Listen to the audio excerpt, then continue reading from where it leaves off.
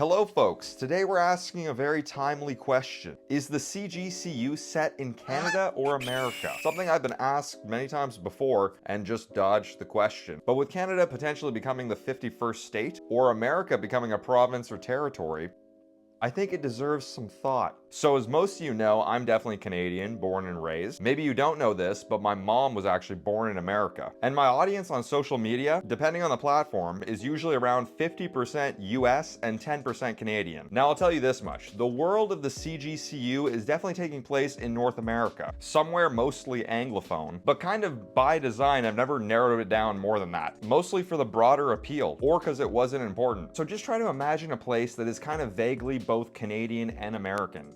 Toronto.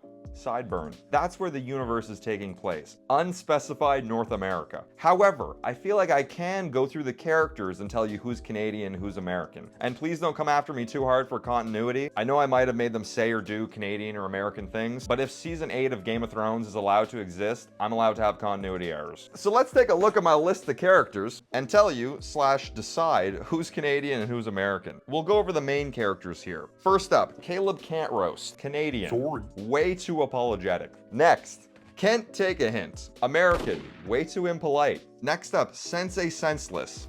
Okay, now it's getting interesting. Sensei kind of feels European to me for some reason. Or I guess Asian, because of sensei, like a white guy raised in Tibet, but he clearly doesn't have an accent, so that kind of makes it difficult. I'm going to dub him foreign, just in case. American. There's no way in Canada he's getting his hands on that many weapons. Next, Jack Hoffman.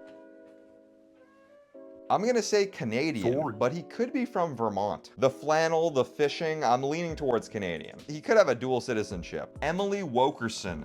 I'm gonna go with American, because then she'd have more things to be triggered by, because Canada's pretty woke already. She'd be a great politician in Canada. No, it's not that bad. Chase Wood, American, and here's why. Canada is a hella gay country.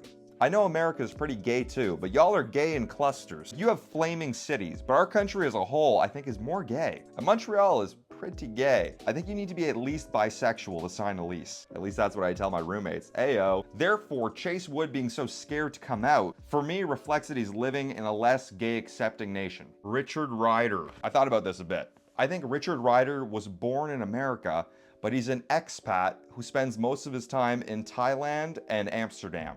Tell me that doesn't add up. And there you have it. All right, folks, that's it for today's video. See you guys next time.